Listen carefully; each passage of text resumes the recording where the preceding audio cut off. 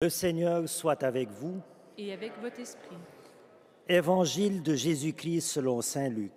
Gloire à toi, Seigneur. En ce temps-là, les publicains et les pécheurs venaient tous à Jésus pour l'écouter. Les pharisiens et les scribes récriminaient contre lui. Cet homme fait bon accueil aux pécheurs et il mange avec eux. Alors Jésus leur dit cette parabole. Un homme avait 2 fils. Le plus jeune dit à son père, « Père, donne-moi la part de fortune qui me revient. » Et le père leur partagea ses biens. Peu de jours après, le plus jeune rassembla tout ce qu'il avait et partit pour un pays lointain où il dilapida sa fortune en menant une vie de désordre. Il avait tout dépensé quand une grande famine survint dans ce pays et il commença à se trouver dans le besoin. Il alla s'engager auprès d'un habitant de ce pays qui l'envoya dans ses champs garder les porcs. Il aurait bien voulu se remplir le ventre avec les gousses que mangeaient les porcs, mais personne ne lui donnait rien. Alors il rentra en lui-même et se dit, « Combien d'ouvriers de mon père ont du pain en abondance, et moi ici je meurs de faim. Je me lèverai, j'irai vers mon père, et je lui dirai, « Père, j'ai péché contre le ciel et envers toi. Je ne suis plus digne d'être appelé ton fils. Traite-moi comme l'un de tes ouvriers. » Il se leva et s'en alla vers son père. Comme il était encore loin, son père l'aperçut et fut saisi de compassion. Il courut se jeter à son cou et le couvrit de baisers. Le fils lui dit, « Père, j'ai péché contre le ciel et envers toi. Je ne suis plus digne d'être appelé ton fils. » Mais le père dit à ses serviteurs, « Vite, apportez le plus beau vêtement pour l'habiller. Mettez-lui une bague au doigt et des sandales aux pieds. Allez chercher le veau gras, tuez-le, mangeons et festoyons, car mon fils que voilà était mort et il est revenu à la vie. Il était perdu et il est retrouvé. » Et ils commencèrent à festoyer. Or, le fils aîné était au champ. Quand il revint et fut près de la maison, il entendit la musique et les danses. Appelant un des serviteurs, il s'informa de ce qui se passait. Celui-ci répondit, « Ton frère est arrivé et ton père a tué le veau gras parce qu'il a retrouvé ton frère en bonne santé. » Alors le fils aîné se mit en colère et il refusait d'entrer.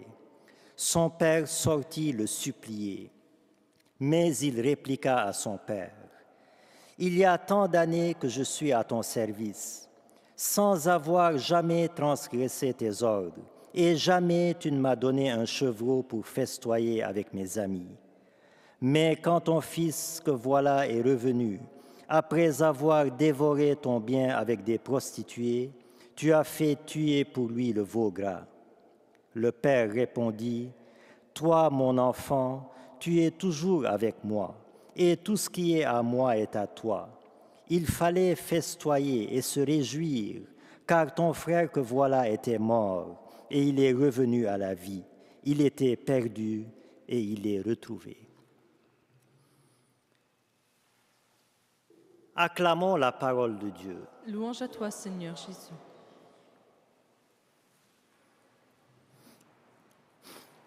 Je le disais au début, la parabole du Fils prodigue, c'est la parabole la plus touchante, la plus éclairante, la plus lumineuse sur la miséricorde de Dieu.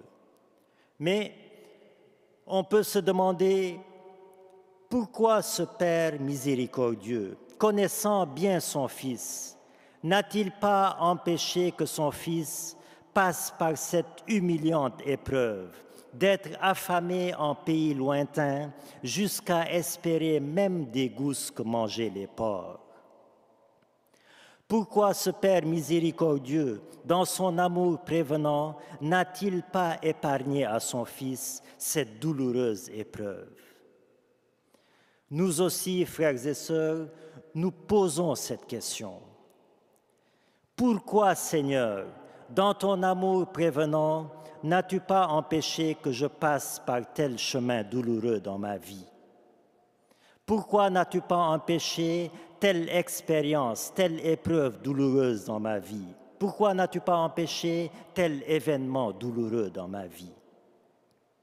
Et le Fils cadet lui-même nous répondrait: si je n'avais pas traversé cette douloureuse épreuve, je n'aurais pas pris pleinement conscience du malheur de m'éloigner de l'amour de mon Père.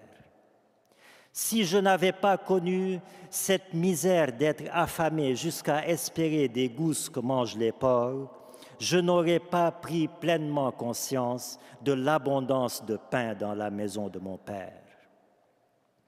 Frères et sœurs, l'épreuve est une école de la vie permise par Dieu pour nous faire prendre conscience, pour nous faire des prises de conscience qui peuvent être salutaires dans notre vie. On ne prend vraiment conscience de l'importance de la santé que lorsqu'on est dans l'épreuve de la maladie. On ne prend conscience de la valeur de la liberté que lorsqu'on est dans l'épreuve de la prison. On ne prend conscience de l'importance de l'air que quand on est au bord de l'asphyxie, etc., etc. À quelque chose malheur est bon, dit l'adage. Dieu n'empêche pas les épreuves dans notre vie pour qu'on prenne conscience justement combien nous avons besoin de Dieu, combien son absence nous est préjudiciable, combien son amour nous est vital, car laissés à nous-mêmes, nous succombons dans nos épreuves. Dieu nous façonne dans les épreuves pour nous faire grandir dans son amour. Dieu nous émonde dans les épreuves, comme les sarments sur la vigne, pour nous en faire sortir purifiés et affermis dans son amour. Voyez, la piqûre du médecin, elle fait mal, mais elle guérit. De même, nos expériences douloureuses nous font mal, mais elles peuvent se révéler salutaires dans nos vies. Mais bien sûr, après l'épreuve, c'est la joie du retour du Fils cadet. Et c'est là sans doute le cœur de cette parabole. Revenu de sa turpitude, revenu de son caprice et repenti, il revient se jeter dans le cœur de son Père miséricordieux, dans une étreinte d'amour et de paix. Et cette étreinte entre le Père et le Fils, frères et sœurs, c'est l'image de l'étreinte éternelle qui nous attend. Lorsque nous aussi, revenus de notre pèlerinage souffrant de ce monde, nous allons nous jeter dans les bras miséricordieux du Père, dans une étreinte éternelle, dans une joie éternelle qui va effacer tout souvenir de peine, de douleur, de souffrance, d'épreuve, etc. Et cette joie éternelle, cette étreinte éternelle, nul ne pourra nous l'enlever, comme l'a promis notre Seigneur Jésus-Christ. Et à travers cette magnifique parabole, nous renouvelons aujourd'hui pour lui et notre amour, et notre foi, et notre espérance. Amen.